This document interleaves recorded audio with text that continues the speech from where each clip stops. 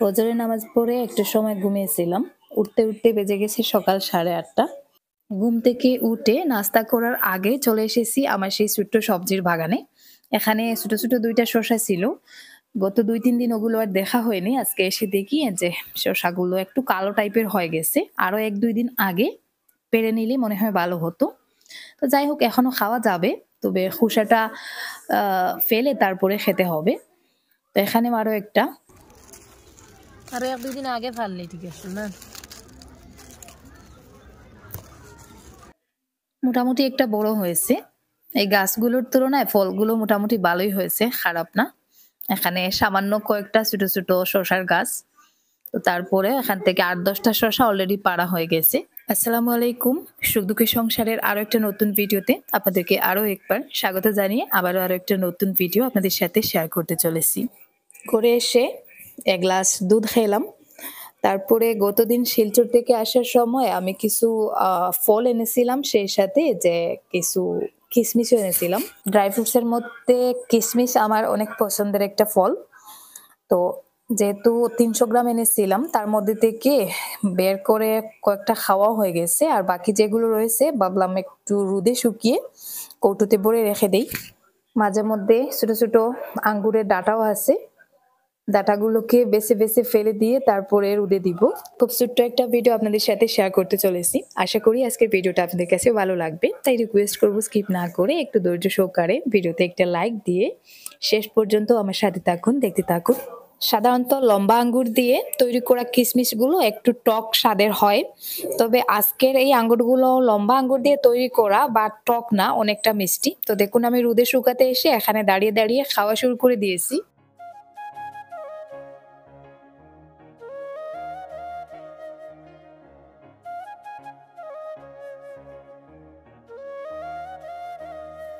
সকাল থেকে বুঝতে পারতেছি গলাটা একটু বসে গেছে, মানে একটু জাম জাম করতেছে। তো আজকে অনেকদিন পরে ভাবলাম একটু তুলসী আর আদা দিয়ে চা করে খাই, যেটা আমি আগে খেতাম বাট এখন আর খাওয়া হয় না।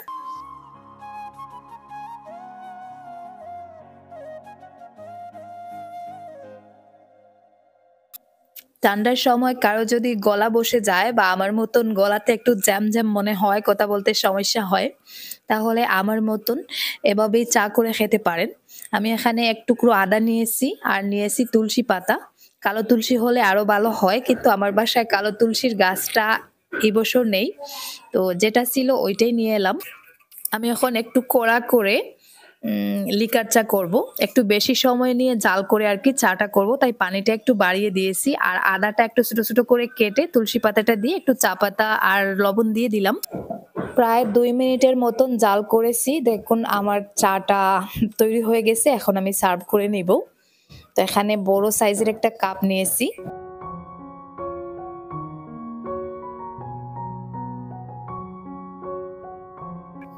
সামান্য একটু মিষ্টি করার জন্য ছোট ছোট 2টা সুগার ফ্রি ট্যাবলেট মিশিয়ে দিলাম, যাতে চাটা একটু মিষ্টি হয়। নরমালি আমি মিষ্টি ছাড়া চা খাই, তবে এটা যেহেতু একটু কড়া, তাই একটু মিষ্টির জন্য 2টা ট্যাবলেট মেশালাম।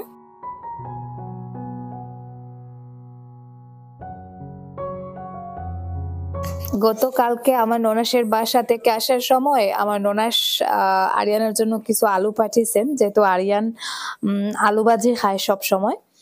তো ওনাদের বাসায় আলু চাষ করেন, আর এখনো সবকটা আলু উঠানো হয় নাই, সামান্য কিছু আলু উঠিয়েছিলেন, তার থেকে আর কি আলুগুলো দিয়েছেন আরিয়ানের জন্য। তো আরিয়ান আলুগুলো দেখাই বলতেছে ওকে ভাজি করে দেওয়ার জন্য।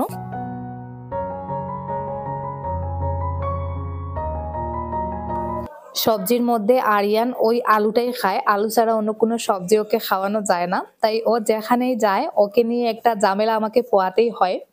কোনো আত্মীয়র বাড়িতে গেলে ও মাংস খাবে না, মাছ খাবে না, সবজি খাবে না, মানে ওকে আলু বা ডাল দিতে হবে। তাই ওর জন্য আমাকে সব সময় আলাদা করে রান্নাবান্না করতে হয়।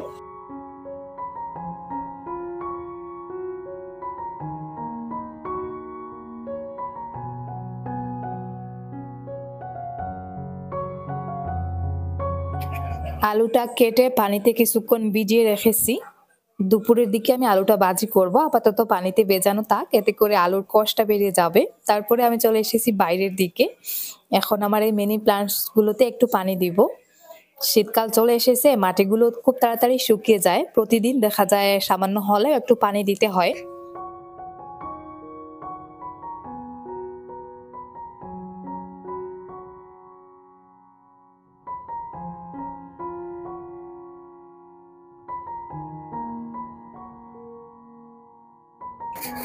এই প্ল্যান্টস গুলোর অবস্থা একেবারে খারাপ।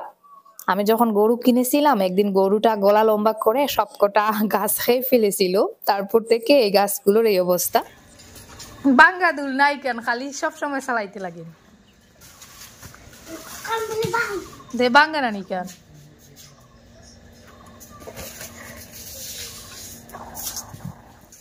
আরিয়ানের বাবা সকালবেলা বাইরে গিয়েছিলেন, আসার সময় এখন আরো কিছু মাছ নিয়ে এসেছেন। সামান্য কিছু বাইম মাছ ছিল, মাছগুলো নিয়ে এসে বলতেছেন ওটা কেটে কুটে ওনাকে ঝুল করে বা ভাজি করে দেওয়ার জন্য। তো আমাকে এখন একটু সবজি বাগানে কাজ করতে হবে। এদিকে শিফা আর ওয়াহিদাকে বললাম তোমরা রোদের মধ্যে বসে বসে মাছগুলো কেটে নাও। শিফা অলরেডি কাটা শুরু করে দিয়েছে, যদিও শিফার থেকে ওয়াহিদা মাছ কাটতে ভালো পারে। তো আপাতত শিফাকে লাগিয়েছি, ওয়াহিদা অন্য একটা কাজে আছে। তারপরে ওয়াহিদাকেও নিয়ে এলাম, বললাম দুজনে বসে বসে হাতে হাতে মাছগুলো কেটে নাও, তাহলে এই সমস্যার সমাধান।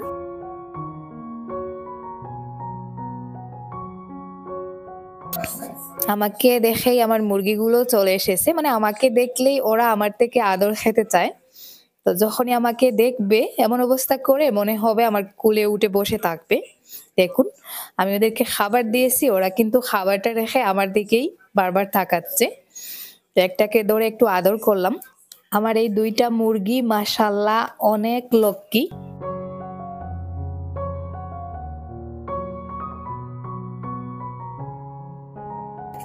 ওই ফাঁকে আমি একটু সবজি বাগানে কাজ করব। আজকে সকালে রান্নাবান্না ছিল, সকালের খাওয়া দাওয়াটাও হয়ে গিয়েছে। তো জুবাইরকে নিয়ে এসেছি আমাকে হেল্প করার জন্য। এখানে আমি কিছু টমেটোর গাছ লাগিয়েছিলাম, মাশাআল্লাহ গাছগুলোতে প্রচুর পরিমাণে টমেটো হয়েছে। কিন্তু যখনই গাছগুলোতে আরেকটু যত্নের প্রয়োজন ছিল তখন মানে সময় মতো যত্ন করা হয়নি। গাছগুলো এখন লম্বা হতে হতে টমেটোর ওজনে মাটিতে শুয়ে পড়েছে। তো এখন যদি দেখা যায় গাছগুলোতে কিছু বাঁশ বেঁধে বাঁশের সাথে গাছগুলো না বেঁধে দেওয়া হয় তাহলে বৃষ্টি হলে পচে যাবে। এই যে দেখুন অবস্থা, সবকটা গাছ একেবারে ভূতের মতন হয়ে গেছে। গত কয়েকদিন আগে একবার আমি ছাঁটাই করে দিয়েছিলাম, তো আজকে মনে হচ্ছে আবারও পাতাগুলো মানে অযথা পাতাগুলো কেটে গাছগুলোকে ছাঁটাই করে দিতে হবে। আর সেই সাথে লম্বা করে কয়েক টুকরো বাঁশ কেটে এভাবে বেঁধে আর কি গাছগুলোকে বাঁশের সাথে বেঁধে দাঁড় করিয়ে দিব, যাতে বৃষ্টি হলে গাছগুলোর কোনো ক্ষতি না হয়। জানো কি হয়েছে? খাম দেখা তাইছো নি? হ্যাঁ খাম দেখা তাইছো তুমি? আমি যেখানে যাব আমার কুকুরটাও মানে আমার পেছন পেছন যাবে, এখানেও চলে এসেছে। জানু বেটা, হাউ আর ইউ? জানু হাউ আর ইউ? কি অবস্থা তোমার? হ্যাঁ কি অবস্থা? কয়েকটা বাঁশের কঞ্চি আগে পুঁতে রেখেছিলাম, মানে গাছগুলোকে বাঁশের কঞ্চির সাথে বেঁধে দিব বলে বলে অনেকগুলো দিন পেরিয়ে গেছে, যেটা আর করা হয়নি। আর ওই আলসেমির কারণে আজকের এই অবস্থা। সেদিন বৃষ্টি হয়েছিল, বৃষ্টির পানিতে এখন দেখা যাচ্ছে কিছু টমেটো পচা শুরু করে দিয়েছে। না তো বান্দা বান্দি হরিয়া। মিনি কাজের ফাঁক দিয়ে হাত পা ধুয়ে চলে এলাম গড়ে। আপাতত আমার একটু রিফ্রেশমেন্টের প্রয়োজন, তো আজকে নিচ্ছি তুকমা দানা। এখন একটু তুকমা দানা ভিজিয়ে খাবো। ওটাও আমি শিলচর থেকে কিনে এনেছিলাম, একটু বেশি করে এনেছিলাম। আর 2-4 দিন খেয়েছিলাম, তারপরে আর খাওয়া হয় নাই। তো আজকে ভাবলাম কাজ করে একটু গরম লেগেছে, সেই ফাঁকে একটু তুকমা দানা ভিজিয়ে খেয়ে নেই। এই বছর দেখতে দেখতে শীতটা চলে যাচ্ছে, প্রায় চলেই গেছে। এখন আর দিনের বেলা দেখা যায় গরম লাগে, আর রোদের মধ্যে যদি 5 মিনিট কাজ করা যায় তাহলে তো আর হয়ে গেল। ফ্যান চালিয়ে কিছুক্ষণ ফ্যানের নিচে বসতে হয়। তো আমি যখনই তুকমা দানা ভিজাই, তুকমা দানাগুলোকে এভাবে একটু নাড়াচাড়া করে দিই, আর তারপরে যখন তুকমা দানাগুলো আবার গ্লাসের নিচে বসে মানে এই দৃশ্যটা উপভোগ করতে থাকি। তো যাই হোক, ভেজানোর সাথে সাথেই তুকমা দানাগুলো ভিজে গেছে।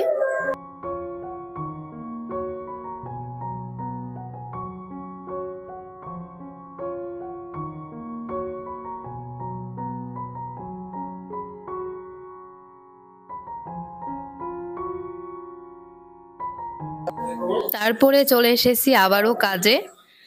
এখন বাঁশগুলো বেঁধে দেওয়া হয়েছে, আমাকে শুধু গাছগুলোকে ছাঁটাই করে বাঁশের সাথে গাছগুলোকে বেঁধে দিতে হবে। এই বছর টমেটোর পাতাগুলো জানি না কেন কুঁকড়ে গেছে। তো আপনারা যারা চাষবাস করেন, তো তাদের কাছে আমার মানে জানতে ইচ্ছা করছে, আপনাদের যদি সেরকম কোনো আইডিয়া থাকে যে টমেটো গাছের পাতা কুঁকড়ে গেলে তার মধ্যে কি দিলে বা কোন ঔষধ স্প্রে করলে ভালো হয়, তো সেরকম কোনো আইডিয়া জানা থাকলে আমাকে দিবেন প্লিজ।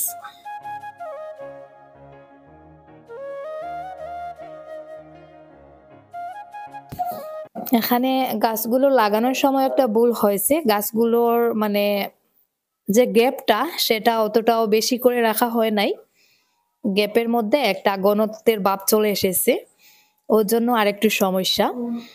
তো যাই হোক, এখন জুবাইরও আমাকে হেল্প করতেছে, আমি পাতাগুলো মানে ছাঁটাই করে দিচ্ছি আর জুবাইর গাছগুলো বাঁশের সাথে বেঁধে দিচ্ছে যাতে গাছগুলো সুন্দরভাবে শক্তি নিয়ে দাঁড়াতে পারে।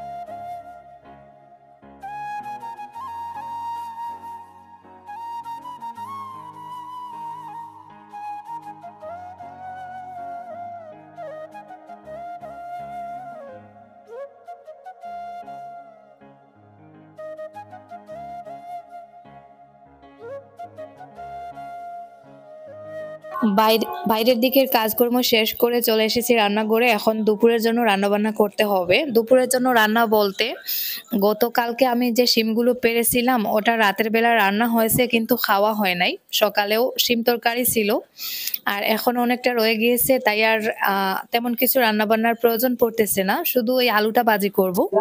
আলুটা যেহেতু নতুন তাই খোসাটা আমাকে ফেলতে হয়নি, খোসা সহ আলুটা ছোট ছোট করে কেটে নিয়েছি আর এখন একটু সময় নিয়ে হাত দিয়ে কষলে কষলে ভালো করে ধুয়ে নিচ্ছি, এতে করে খোসাটাও পানির সাথে চলে যাচ্ছে।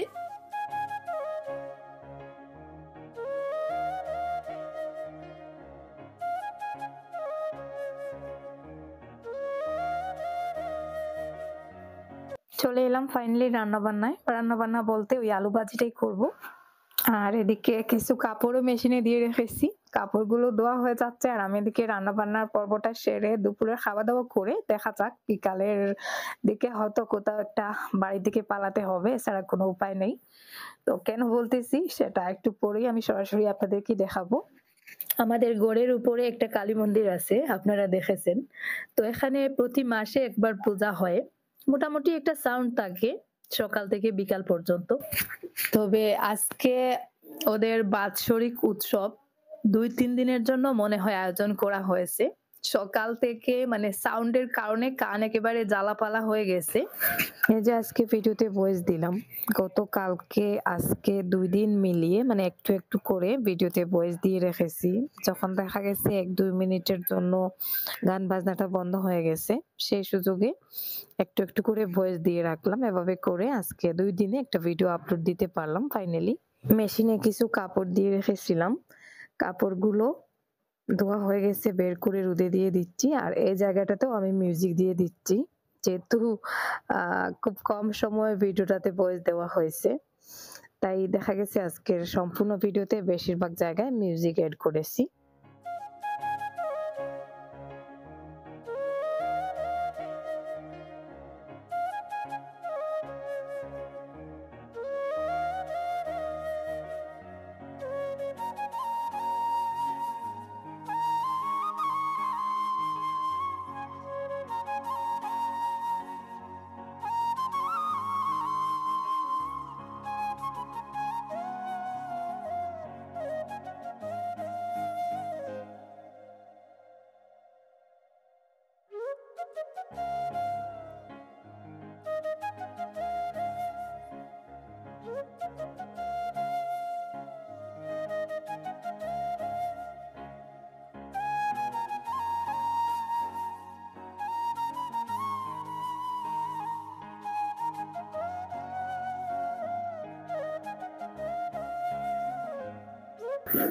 সব কাজকর্ম শেষ করে চলে এলাম দুপুরের খাবার খেতে। অনেকটা কাজ করেছি, ক্ষুধাও লেগেছে। তাই ভাবলাম আগে খাবারটা খেয়ে নেই। তারপরে আরো কিছু টুকটাক কাজ আছে সেটা করে একটু সময় রেস্ট নিব। গতকালকে শিম দিয়ে মাছ রান্না করেছিলাম, ওটাই রয়ে গেছে। আর এদিকে যে আলু ভাজিটা করেছি, তো আলু ভাজিটা আমি শেষের দিকে একটু শিফাকে দিয়েছিলাম নাড়াচাড়া করার জন্য। ও আলুগুলোকে গুটিয়ে একেবারে ডাল করে দিয়েছে।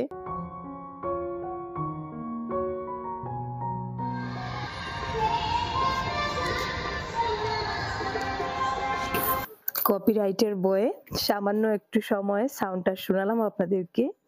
তো আসলে ভিডিওতে অতটা বোঝা যাচ্ছে না।